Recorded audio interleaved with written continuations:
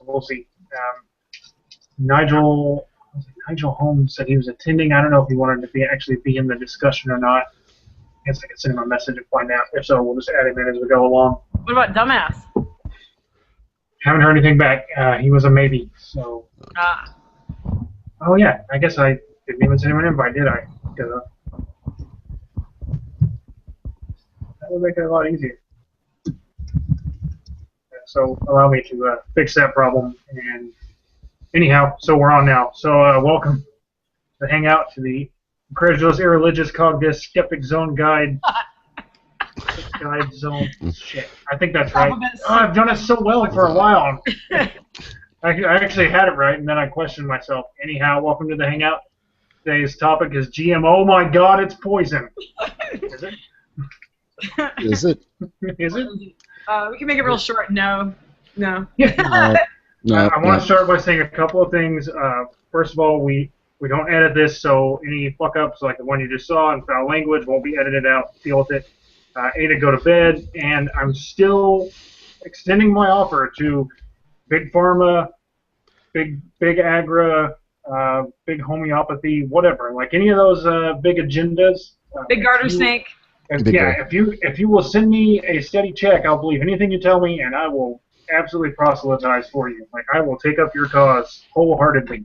So are you like those billboards that say "this space for sale" like across your head? Absolutely. Yeah, I have a price, and it's probably not that much for a big conspiracy like that. Like it will be a drop in the well. So just contact me, and we'll get that sorted out, and this hangout will go wildly different from now on. It's relative to your sphere of influence, I think. You have to prove how influential you are. That's right. As long as the check don't bounce. I prefer direct deposit. Yeah. All right, let's see if I will invite Dumbass in here. There we go. You'd think after how many months we've been doing this now, I'd have this all figured out. Why start now? Yeah.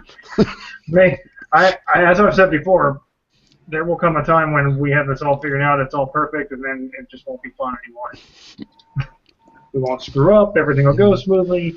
I will have actually done real research for a while before everything. I've done a little this time, so that's something. All right, so. How many viewers, just out of curiosity? One so far. We always seem to have a viewer. Excellent. That could be something that's like, oh, you're your own viewer or something. I don't care. Whoever you are, I love you. If it's us, I love us. So whatever it takes. We seem to always have one viewer, at least for a... Well, no, that can't be true because we've had 0 before. So it has to be someone's viewing us. Okay, so anyway, off to the topics. So GMOs.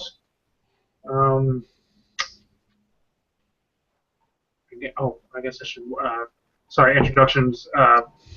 Brandy Madison, Mike Bowler, and myself, John O.B., Dumbass of Dumbass Media, may be here in a bit. She Dork at Large. Mike Bowler from the Skeptics Guide to Conspiracy podcast, and me, some guy who read a book once. Right, so GMOs. What to say about GMOs? I guess, what are GMOs? I can give a definition, or if one of you guys wants to take the lead on that, feel free. Oh, go ahead. No, by all means. Go for it. Okay, well, I guess I'm going to start with this. Like, GMOs, the general consensus I get from people who talk to me about GMOs is that GMOs, they're poisonous, they're... Frankenfood. They're big. They're Frankenfood. They're big corporations messing with nature. Like, insert food here. That's not natural. That's not how it's grown in nature. So it's not good for you to eat it. I've said before, on a very minor scale, hybridized foods are pretty much everything we've eaten that you would call natural in the first place. Most of the foods we see now, most of the produce we see, is not something you've come across in nature in its natural form. That aside, genetically modified organisms in terms of food. One of the great advancements is you take one type of food, like say a type of rice that's resistant to a particular bacteria or a particular weather problem, and say, hey, can I take that trait and apply it to this other food? And through some scientific magic, if you will, so you create a new strain of some other food that now has this resistance to a chemical or a bacteria or some ecological condition, and so now this say, I don't know, say wheat, for instance. So now you have this wheat that's now resistant to these other things. And you're able to grow more that way in different conditions. Through genetic modification, we are now able to grow more food in smaller places. So you can maximize the efficiency of any given amount of land for farming. That has the effect of reducing the amount of forests that need to be destroyed for agriculture. Those are things that tend to be ignored to people who I've spoken to that rail against GMOs. They feel like, oh, it's dangerous and it's not natural and I don't want that. Fair enough, I guess you don't have to have it, but yeah, they do. They're corn and they don't. It's kind of like me with meat. Like, yeah, well, I just don't want to eat meat. Well, then don't eat meat. Fair enough. So try and go get your organically grown products or whatever. However you want to avoid it, that's fine. That's good. Just crying that, oh, this corporation's evil and they're trying to kill people, and the I guess conspiracy theory, even if we want to say it, of like, oh, these companies they're intentionally destroying people around the world through poisoning them, like population control through GMO. I've heard that, or I've read that. Oh, nice. Yeah, that's a nice one. Like, oh, so they're growing poisonous food to kill people. Why not just starve them? Wouldn't that be easier? Isn't that golden rice or golden? Isn't that saving like tons and tons of children? That's a GMO of sorts. It's like super nutrient rice that has a vitamin in it. Keeps the little kids from going blind or from starving to death. Yeah. Mm-hmm. Yep. Those are kids that would have been eliminated anyway. I mean, yeah. With 800 plus, near 850 million people worldwide going hungry, starving because they cannot afford or don't have access to food, I am absolutely okay with the practices that make more food in smaller places. Yeah, I'm thinking it's called golden rice. I should have researched that better. Mm-hmm. Yeah, there's all through this Hangout. I'm going to be thinking, I could have read up more on that. Yeah. And there's another one that's something like that. That's like a super peanut butter. It's the same kind of thing. It's like this little tiniest bit of peanut butter is. I like it already. Yeah, I know, right? You will have that if they make it for sale, but it's like super nutrient and it's all kinds of stuff in it. And it's just this little bit of peanut butter can save kids' eyesight and whatnot. Peanut butter is my crack. Unless it's got white chocolate in it, then you're like, not so much. Yeah, it's not so tasty. You found one way to resist the peanut butter. Delicious. So one of my favorite GMO topics is the one that everyone seems to know of is Monsanto. I see lots of chuckling going on here. Yeah. Mike, you got something to say about Monsanto? Or which way before we talk about that Monsanto? That would be a good If a representative from Monsanto is listening, please send me money. I will talk even better about you. Shill. I will shill for you. I'm going to do it anyway here for free, kind of, but I will totally shill for you. Straight up. I've already made my Monsanto money. Yeah. I actually worked for Monsanto, actually I worked for NutraSweet, another. People love to kick them. So NutraSweet. So you cause multiple sclerosis and lupus. Yeah. You asshole, you. Yeah, I'm partially responsible for that. Never. Yeah. Is that how you can afford that cup of coffee? That's your shill money right there. Yeah. Right. Yeah, I made my profit off of. I was a contractor to NutraSweet. We were, and actually at the time, the big thing was Roundup Ready soybeans and corn, I think. Oh yeah, they're still doing that Roundup resistant stuff. Yeah, this is when it just first came out, and remember, actually, a lot of our environmental people were really involved with. Um, well, they had been to talking with Monsanto people and all that kind of stuff. This was about also the time, right after the Bhopal chemical release and all the investigations. So, like, everybody was pretty much scrambling about being environmentally and safety related. So, I remember a lot of talk about, because there was a lot of stuff coming out about what was, because they were. I mean, the big thing was that when they were doing the genetic modifications, they were using peanuts, and people were afraid that because they were using peanut genes, those who had peanut allergies would now they'd be allergic to the corn, the soybeans, the wheat, whatever they've modified. Mm-hmm. I mean, that was the big, and that was always the big conspiracy that they were using peanuts, which would poison people. So, like, I guess the big thing was that. Turned out not to be the case, though, did it? Turned out No. not at all. No, Nope, the peanut proteins weren't the kind that trigger allergies. right. So then there was, because there was that, because they were trying to, well, Monsanto's big product at the time, and it was actually going to save them, was Roundup. They had already gone through the PCB troubles. They're down there in St. Louis, I think north of St. Louis. They had been dumping PCBs into the, burying it out there, but it was leaching into the Mississippi River. They were all sorts of trouble over that. So Roundup was going to save Monsanto. So the idea, and by having this combination where you could use, you could plant your soybeans, use Roundup to kill the weeds. You actually wouldn't have to use as much Roundup in your field, so it was kind of a nice little package they put together. And it was actually much later when it became big to, because Monsanto was patenting all this technology. Then all of a sudden, someone realized that they were patenting all this stuff, and it's like, well, that's when they started freaking out over. I think it's what really. I don't think it was so much the actual genetic manipulation that was the problem. It was that Monsanto owned the patents on a living organism or whatever. Yeah, right. Like, how can you patent life? And I remember all the hype about that, yeah. Right.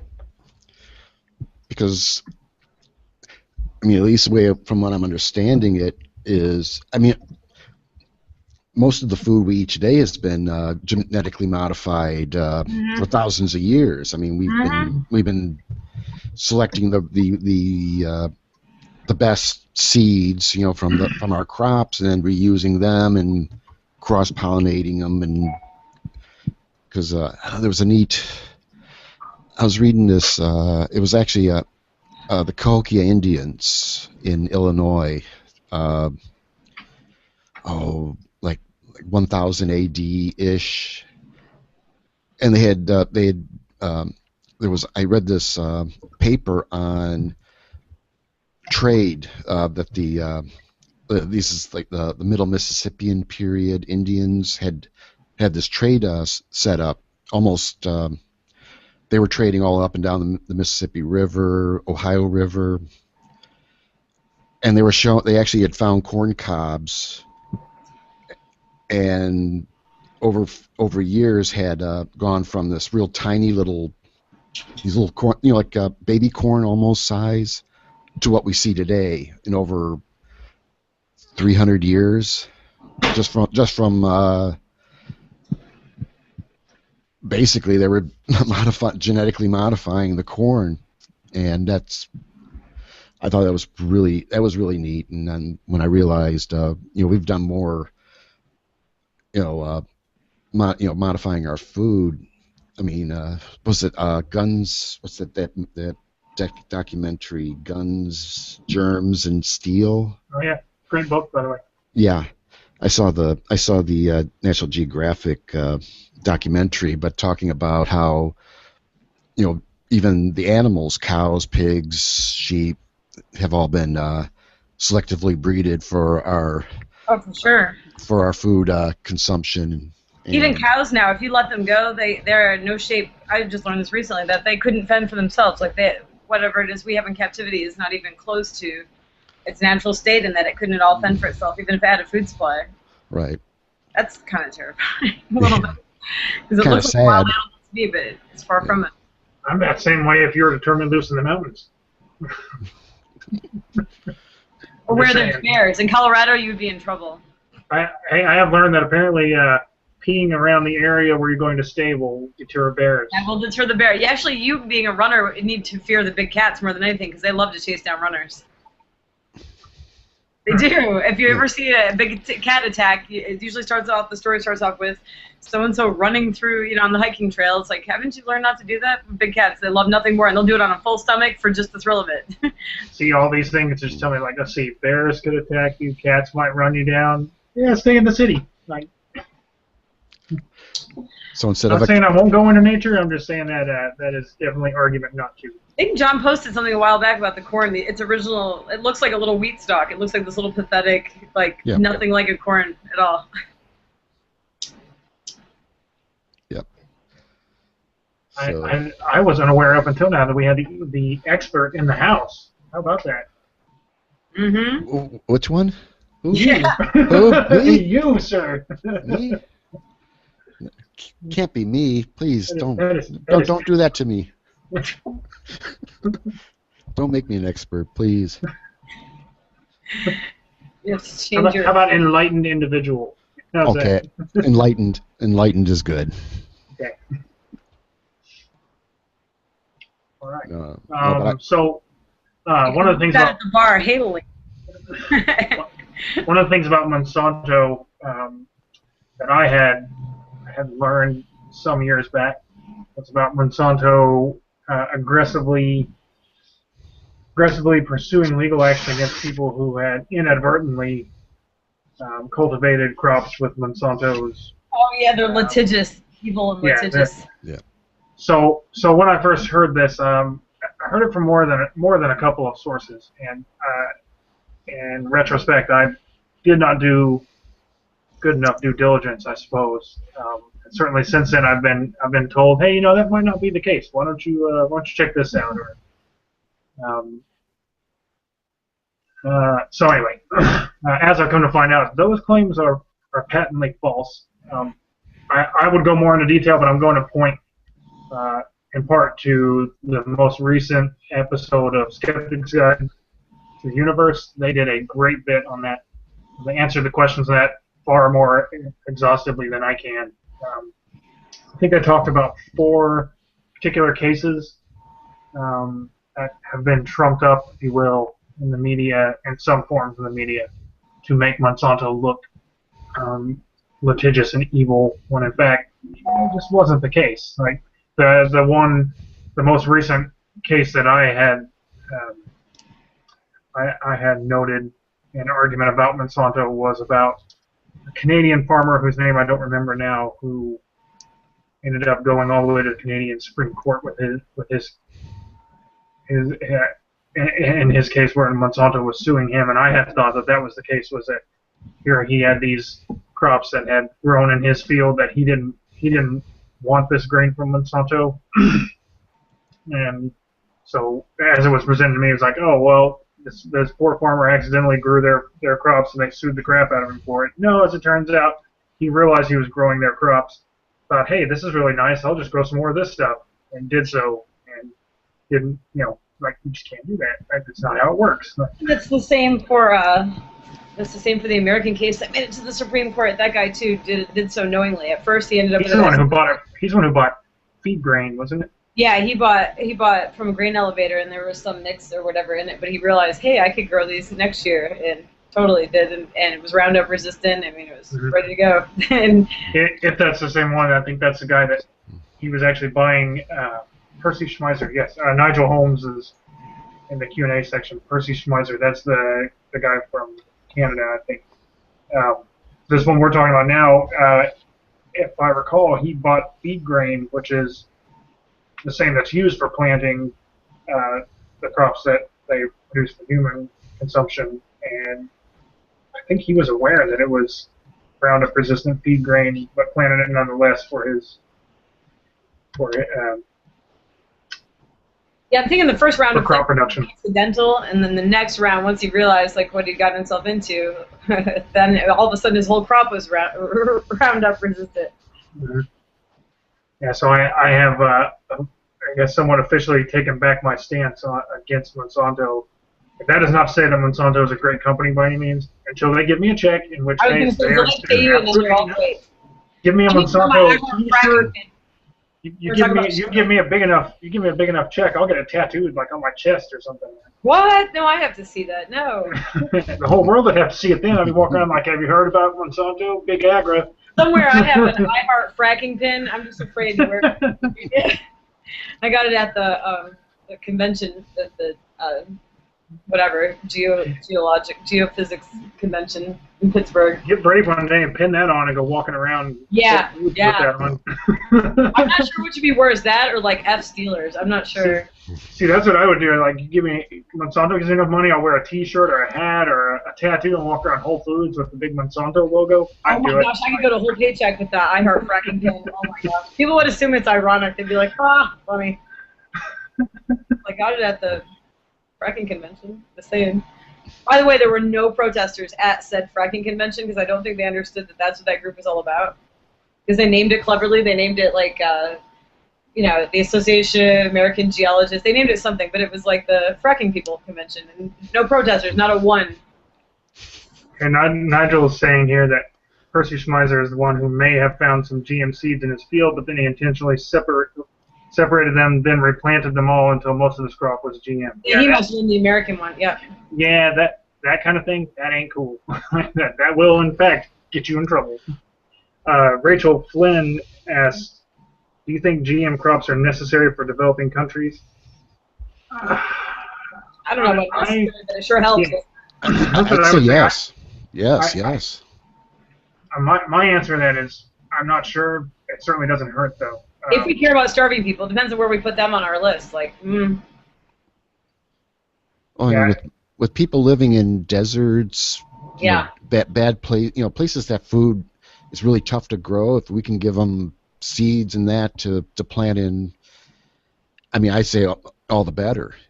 Yeah, air conditioning. Yeah, definitely. Like, is the option that we ship food in at a reduced rate or for free for countries that can't afford it? Perhaps that is a lot of unintended the likelihood of that happening is probably a lot less than the likelihood of, hey, here's crops that you can grow in this environment that's not normally conducive to growing these crops. We have research, we have numbers that show that is actually harmful to the local economy anytime we do that, and there are even countries that refuse it because it's so bad for the farmers there. So it's much better that we hook them up with something they can actually grow and participate in than we just dump off a bunch of charity food which floods the market and does weird things to their economy. So the answer to that is 2, not necessary, but very helpful, and 1, yes.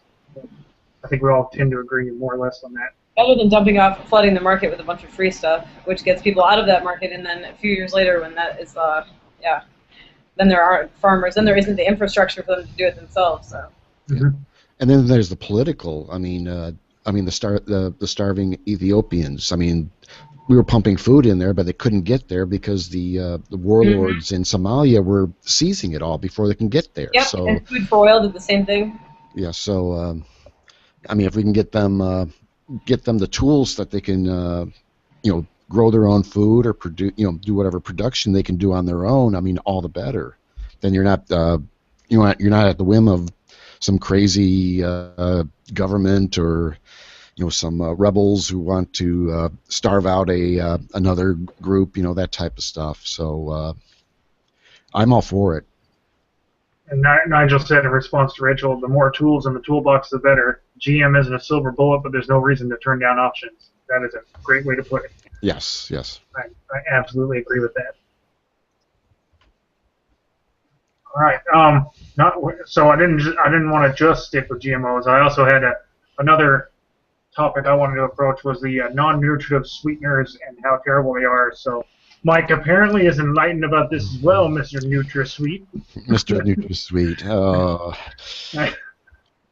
Apparently now, until I met Brandy, I had never heard of the apparent cult of stevia.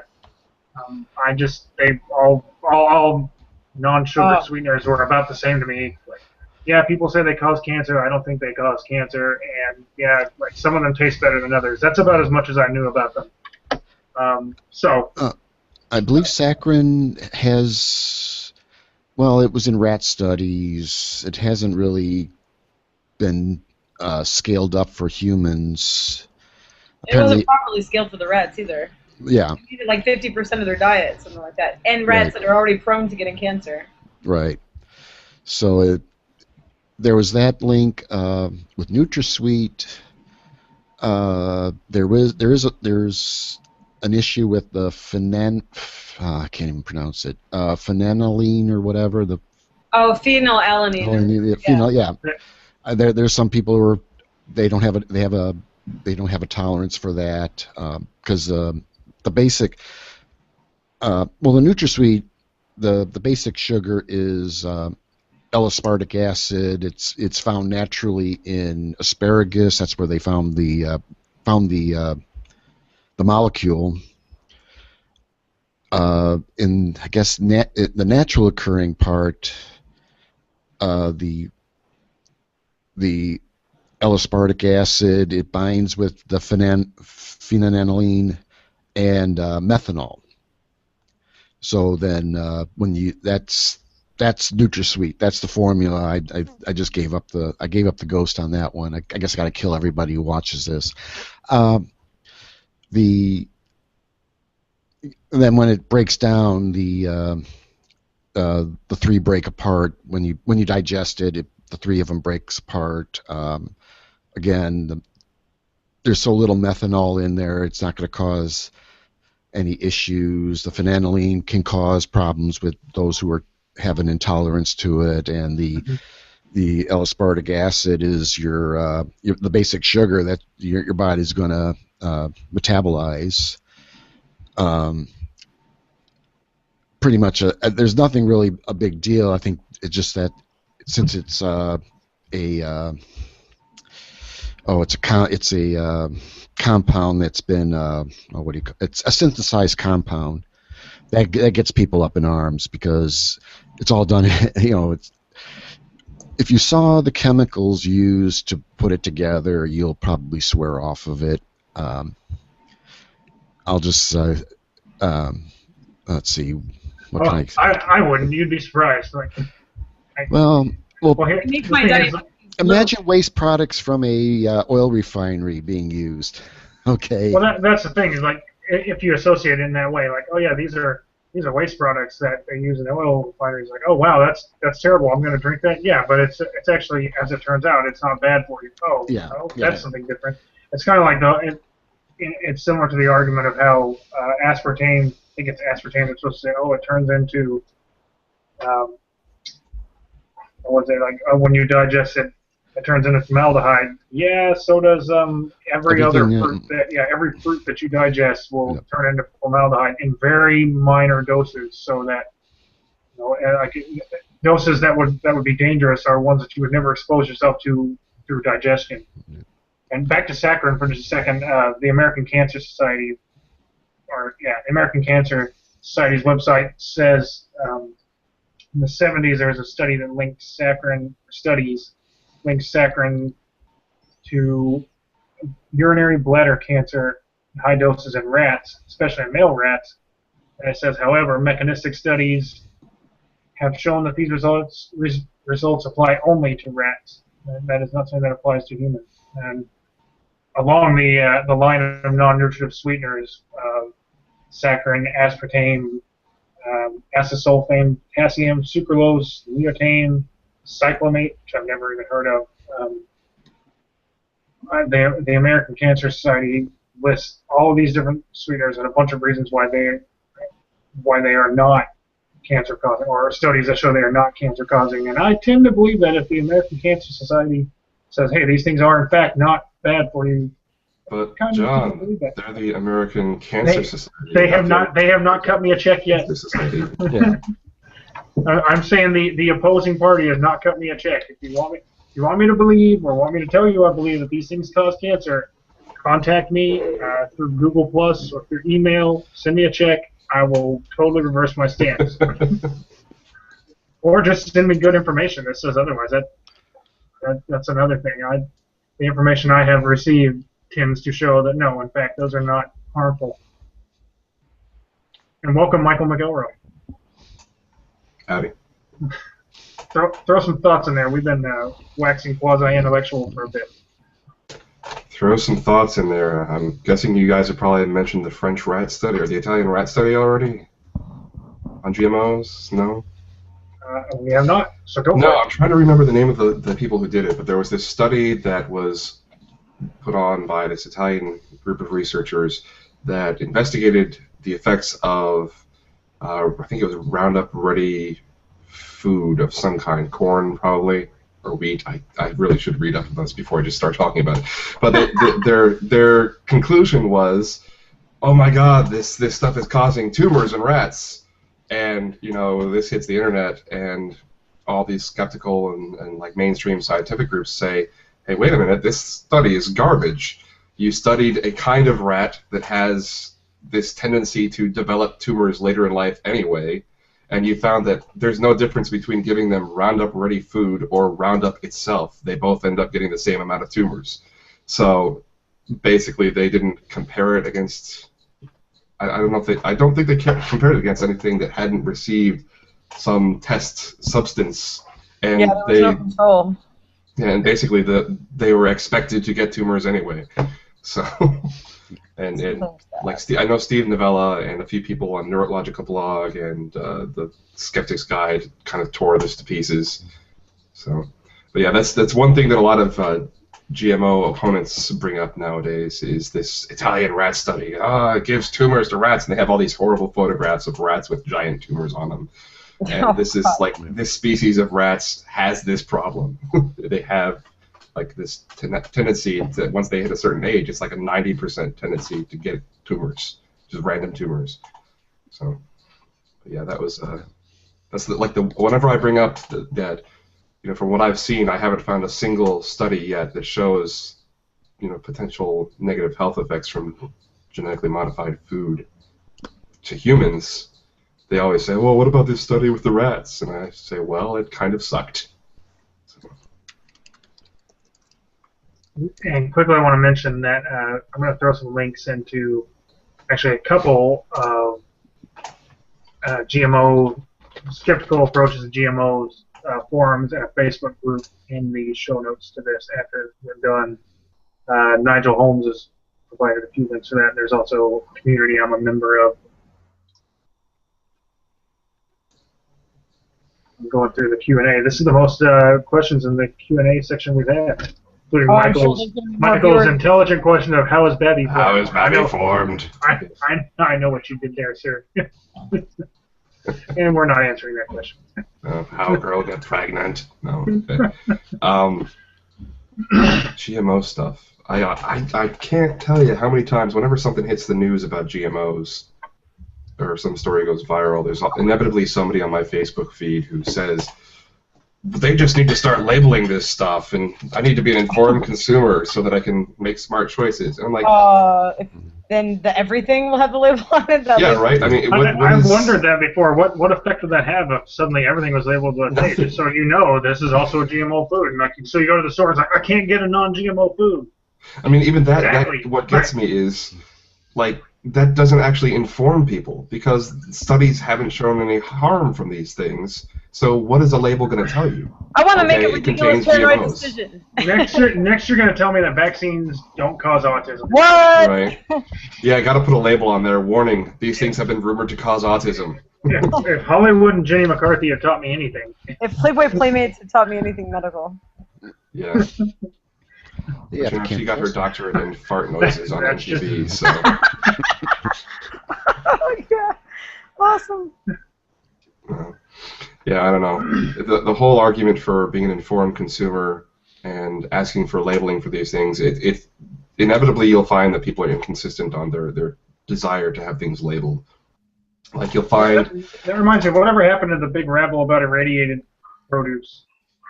Well, I know that they don't irradiate stuff in the U.S. normally. That's the Right. last I heard. I haven't investigated it recently, but I know that they do it over in like the UK. You'll find milk that's been irradiated and it lasts weeks That and weeks and explains weeks. it. When I was in Right. England, the person I was staying with, the grandma, Gran, she's like, you don't have to put it in the fridge. I said, there's not room in the fridge for your milk because you got to deliver it every day.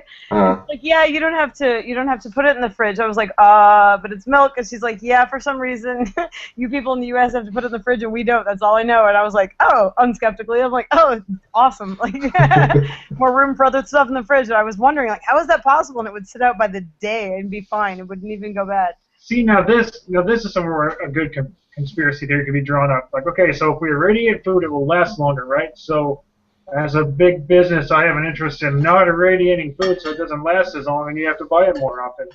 I know the big rabble is like, irradiated food, nuclear food, I don't want to eat nuclear food. I'm telling you, milk that doesn't go bad is a creepy thing, though. I drink it anyway, but still creepy.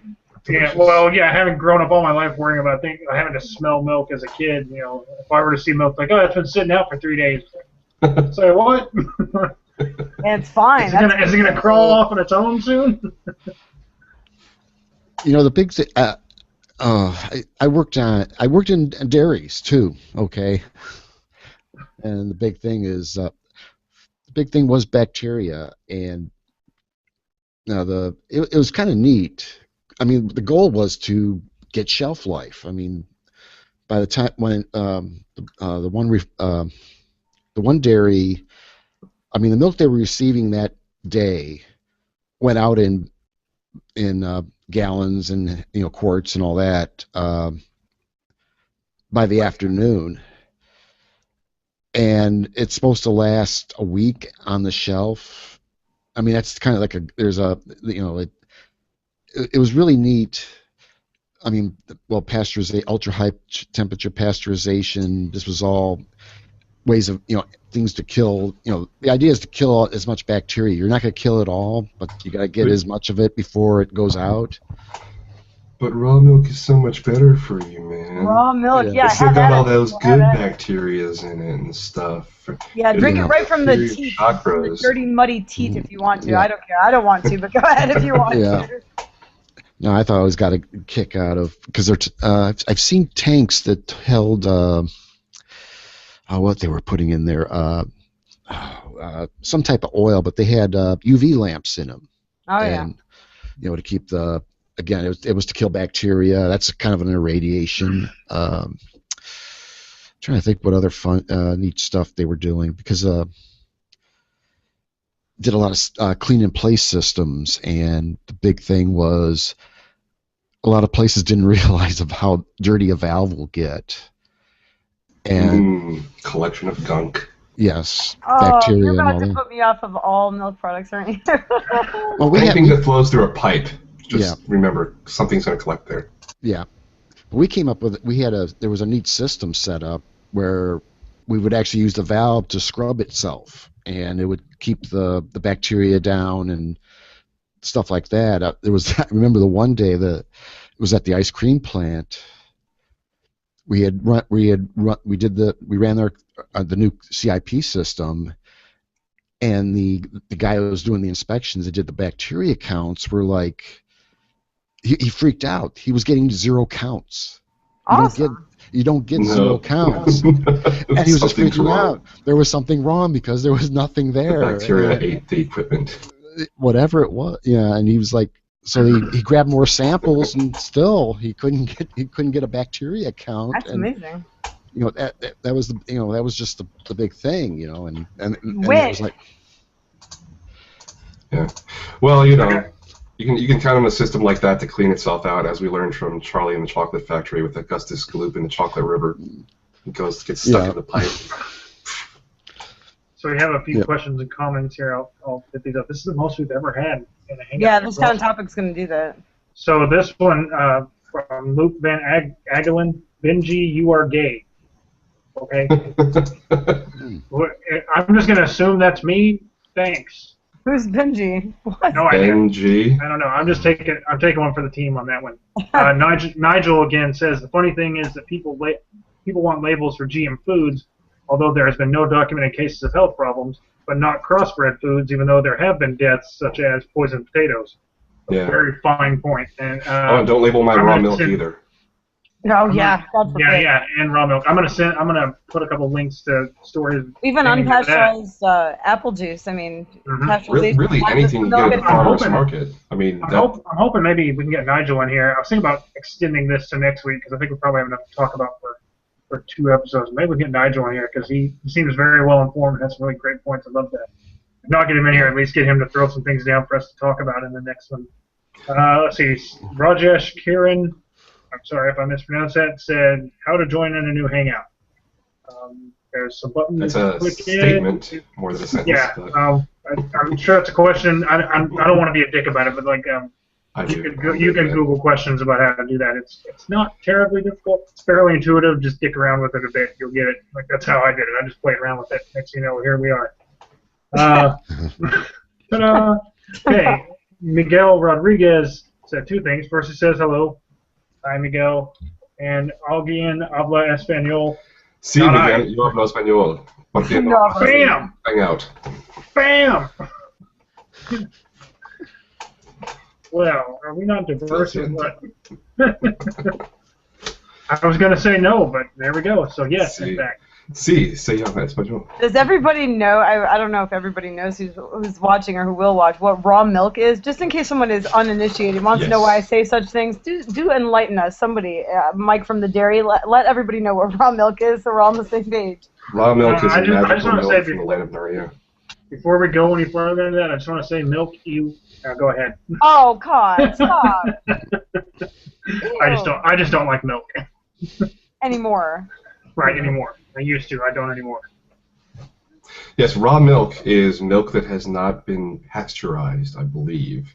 Pasteurized and homogenized. Homogenized, yeah. So, the pasteurization process was invented to help remove impurities or toxins and things from milk and from other fluids, I guess. I don't know if that milk is the only thing that gets pasteurized. No, it's not. Apple cider, all kinds of things do. Okay. Yeah, but because, it's coming out of a cow, it's going to have all sorts of bacteria and stuff in it. And so the idea behind pasteurization is that you try to, it's a process of heating and filtering and remixing to try to get as much of the bad bacteria out of the milk as you can. And raw milk, they just don't do that. Basically, you could get raw milk by sticking your face on a cow's udder and sucking. Yes, like a baby cow. A baby cow is the only thing that they have like farm tours. They have farm tours for things like that, I imagine. Like, hey, get some raw milk. Websites like that, actually. You get like a little baby wipe to clean up for it. Never mind. I don't think they even would be pro baby wipe because those are antibacterial. Like, no. I think they want like mud, udder, and all. Like yeah. Yeah.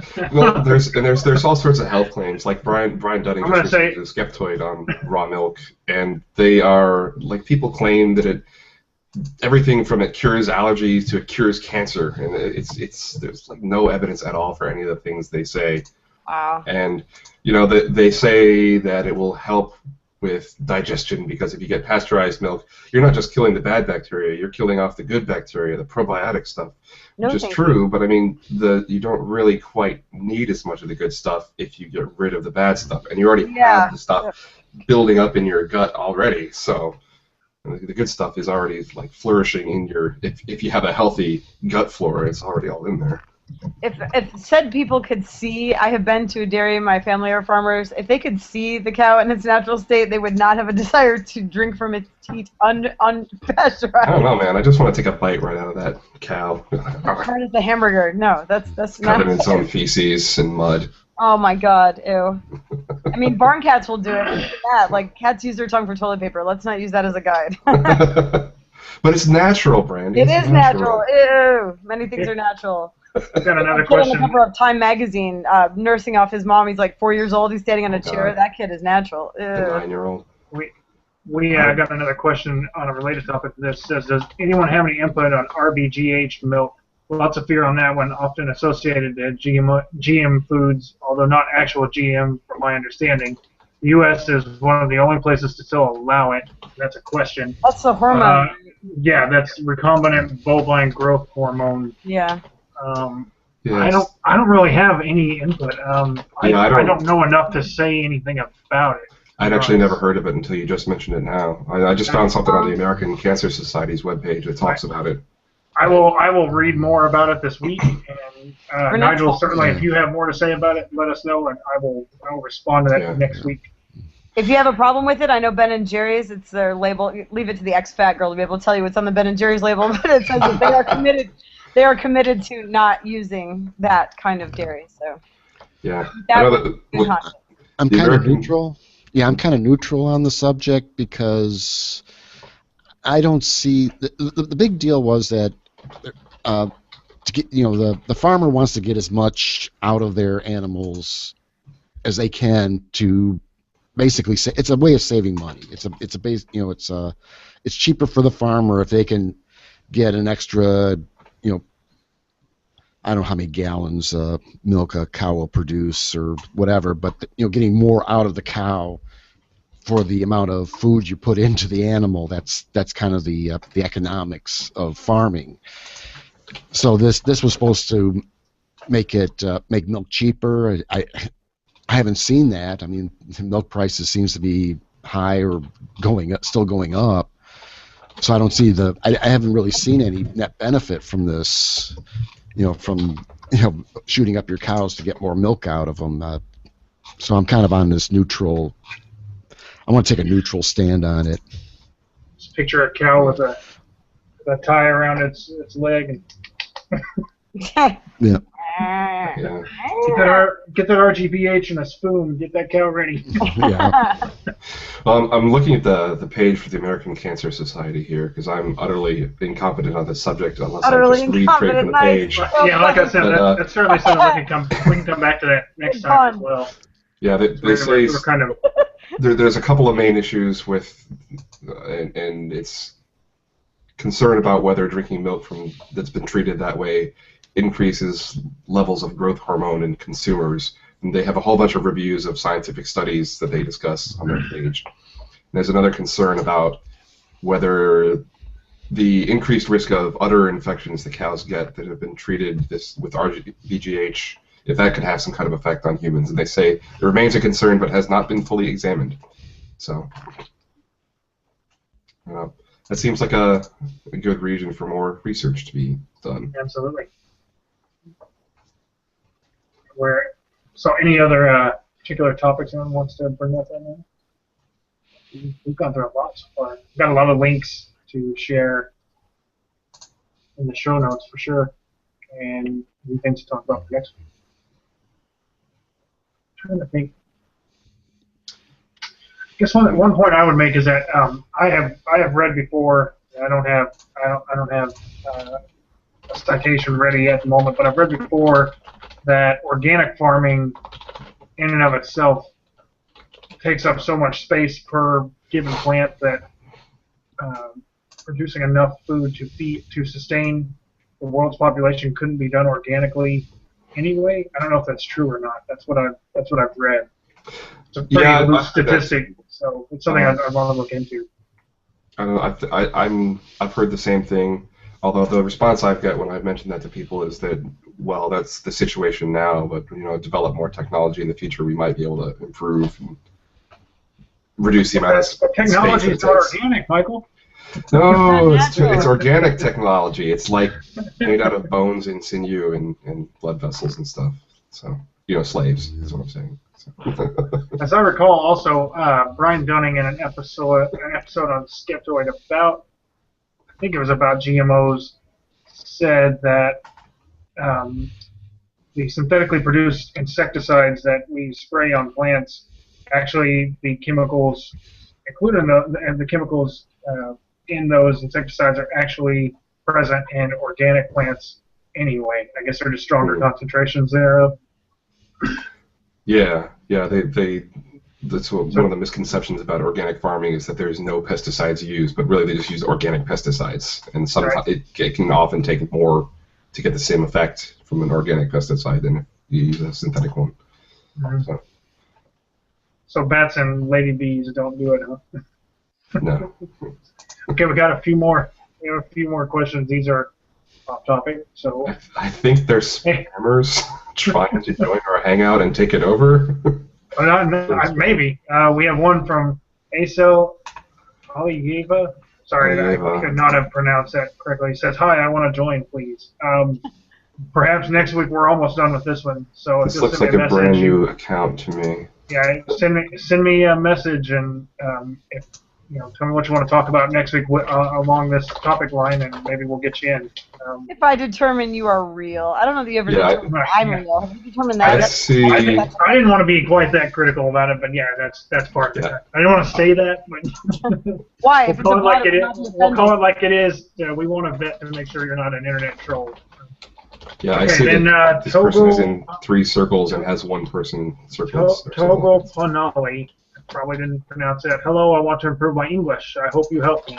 If you're listening to this show, I don't know how much help that's going to be. I don't know how good my English is, actually. Yeah, well, this is how people just talk in shitty conversation. So you got that. Casually, I will say casually. Casual conversation. If it weren't for that horse, I wouldn't have spent that year in college. So, Wilbur. English is hard. I was thinking, it's funny that you bring this up now, because I am kind of fascinated by linguistics, and I was thinking the other day about things that English might have that other languages don't have. And I thought at first that contractions might be something that we have that other languages don't, but then I realized that French has, like, whenever they have 2 words, that one starts with a vowel and the next one or whatever. The same, but the vowels are sandwiched together. They tend to sandwich the words together and use an apostrophe in there to contract them. But then I thought of how we use the apostrophe to indicate possession of things also, and I couldn't think of another language that does that. Yeah, I don't know. Linguistics, that might be a really good topic. Yeah, it's kind of put that on the list. It's like I've been looking into. One day I just realized I had no idea what the first human language was or where it came from, and that's pretty much the status of the field of linguistics at this point. Is they have is there a definitive answer to that? Yeah. No, they have no idea. They have a bunch of different theories, but it's so far back into the past that there's no way we can look at it, because it would have been pre-written language anyway. So there's nothing we could find written down about the first language. And even if you have the first language written, you have no idea how it sounds. Oh, Michael, you have just fascinated me. This is absolutely going on the topic list. Yeah, I definitely want to talk more about this. Nigel had another great point. God, Nigel, you are full of good points. Nigel, you're getting invited for sure. Yeah, dude, we want you here next week. Okay, he said there's also our new best friend. There's also a whole list of naturally occurring pesticides in organic foods that have yet to be tested scientifically. Therefore, the right to know argument is a little silly. We've tested GM foods far more than others. Yeah, that's actually a really good point. There have been countless, isn't the right word, very numerous studies on all sorts of genetically modified foods confirming their safety. I think I have a link or two that I was reading about that, like something about the number of tests done on genetically modified foods and how safe they are, in fact. And then you have these quotes from different scientists saying, well, the numbers aren't in, the tests haven't been done. Like, well, yeah, actually, asshole, they have. So. Yeah, there was just something passed around in the news a few days ago, or just talking about how the overwhelming conclusion of all the studies they've done is that they're safe. So. Here, and Nigel gave me a link to. He said, I don't know if you've all seen this one. It's an interesting article from Genetic Literacyproject.org about, let's say, 2,000 global studies confirming safety of GM foods. It's among the most analyzed subjects in science. So there we go. Yeah, I will include that link as well. In the show notes. Yep. Yes. So on the subject of safety of food and testing all this, I love to go to the local farmers market and pick up good deals on produce and stuff like that. Mm-hmm. But I realize, while all these people are talking about how we need to do all sorts more testing on GM foods, this stuff is coming straight from a farmer, and the chances that it's been tested at all for any kind of safety are pretty slim. So I want to start getting labels put on my food that says, this food not approved by the USDA for human consumption. I think that's fair. I want to be an informed consumer. I just want to know how one person could justify having that big of a TV. I'm looking at your TV, it's like, do you have your own IMAX? Look at that thing. Jesus H. Look at that. It looks like your own personal IMAX. You can see my TV. Oh, okay. Oh, wow. I could get some serious Xbox. I know, right? Look at that. Huge. Oh, yeah. It's a 51-inch. That is ridiculous. I didn't even know they made I got it for 60% off on Amazon used. That's like Oh my God. that's like the Hummer of televisions. I'm just saying. Wait, how much off? 60%. Wow. It was a $1,600 TV that I got for 60% off. So it was Nice. used, but it was still new in the box. So Very nice. Very nice. good times. I'm That cheap. is awesome. So I've realized that now that we actually have people subscribing to my YouTube channel, which is where all these videos are posted, we have people watching the videos. We've had a number of views after this is saved. We have we're reaching now close to 70-something views of the show. I've actually put some really crappy art on the YouTube channel. I put an intro. I put a link to our Ink Zone community. And I was saying to Brandy the other day, I'm like reluctantly trying to make this a real deal. I'm like, oh God, I have to act like this is a real thing. She said, didn't you kind of voluntarily do this? It's like, yes, but I didn't know I was gonna have to be responsible and shit. The minute you have to do work, you just dump it and quit entirely. I'm like, oh God, no, Whatever, no, screw it's a this real one. thing. It becomes an apology cast that we never put out on time. I hate those. God. Hey guys, sorry about the delay. Yeah, sorry, it's been 6 months. It's my last one. It's worse that it's been 6 months that you're now doing the apology cast. Oh, I'm not sure if there's been ones where we've skipped a week, and I'm not sure if I apologize or not. But if I did apologize, I'm really not sorry. No, last week I skipped because I was getting drunk, so whatever. yeah, but wait, I was camping. Yeah, Camping was amazing. Camping was fun. Yeah, I saw that you were Oktoberfesting, and I was like, nice. If only you could find a way to be sitting there at Oktoberfest drinking a beer and bullshitting with us. That would be perfect. So we may have to do that at some point. How about the science of beer? There's an episode we can do. Yeah, I will also add that to it. But I have a list in Evernote of topics for this. So yeah, that's going in as well. If I can find it. Oh God, what have I done? That's okay, John. I found it. There it is. Okay. And are there any more questions Yeah. as we wrap up? I don't even look. All right, so Michael, were you able to see the Q&A section as well? Yes. Okay, so I guess we're all able to somehow. Let's see. The magic of Google. Please feel free to advertise your chats on skepticism or GMOs in the GMO SF communities. Nigel submitted that. Thank you, Nigel. I will. Very cool. Cool. And please, if you're able, advertisement. Nigel, we would love to get you in here to talk next week. You are very informed, and you've been most helpful for the show. You did the work for us. I owe you a beer or something. Yes, a genetically modified synth beer. Yes. Belgian wheat modified. All right, so I let's do do some final thoughts. So I'm just gonna go from left to right on my screen. So Brandy, final thoughts. I don't have any final thoughts on this. Pretty much just where I started with, don't believe the hype. That's all I have to say on that. Awesome. All right, Michael McElroy, you're next. Final thoughts. Well, as I crack open a beer here to round out the show, I'm reminded of all the times I've seen organic beers in the store and thought that, if you're going to be putting some sort of a toxic, mind-numbing substance into your body, you got to make sure it's organic. I really like cold ciders, and I bought some organic cider one time, and I found that I did not like that particular organic cider any better than the Strongbows that I normally drink. So, Mike Bowler, any final thoughts, and also tell us about your upcoming episode of Skeptics Guide to Conspiracy. Okay. I'm working on it, getting ready to record it. Be talking more JFK, Cuba, and Russia's involvement in the conspiracy. Excellent. That should be fun. And GMO, A-OK. Yes. OMG, WWF, We will have some more to talk about next week on that. Yes. Nigel said, thanks, Too Shy for video, though. Great chat.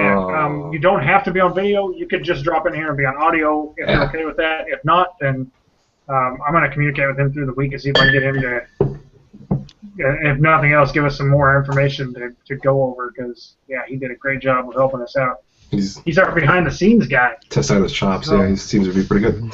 So my final thoughts are, I have done some research this past week on this. I will do more by next week. It was a really great discussion, and you brought up some things I had not thought of before. I'm with Mike. GM foods, I am A-okay with. I remember I said, I wish I could remember how clever I was a couple of years back about GMO foods.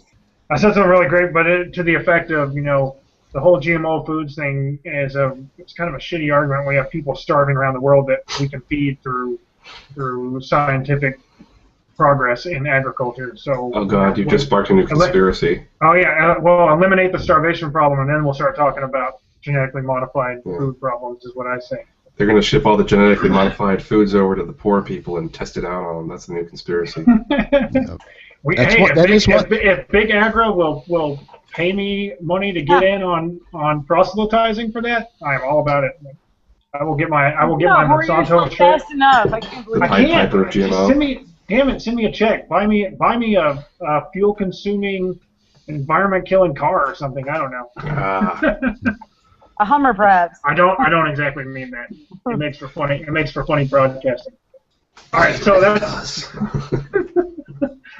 Don't believe the hype or the anti-hype. Don't believe anything he says. Except for this. That's right. Doubt even this. So that's going to wrap us up for the week, and for the viewers still watching and whoever watches this, come back next week for continuation on this and probably less on-topic talk. We did really well on sticking to topic. Thank you, Michael McElroy, by the way, for taking us off-topic about linguistics. I was afraid that wasn't going to happen. No, it's a problem. I have said that the episode we have, when we don't go off-topic the whole episode, will have to be our last episode because we've done something wrong. I saved the show.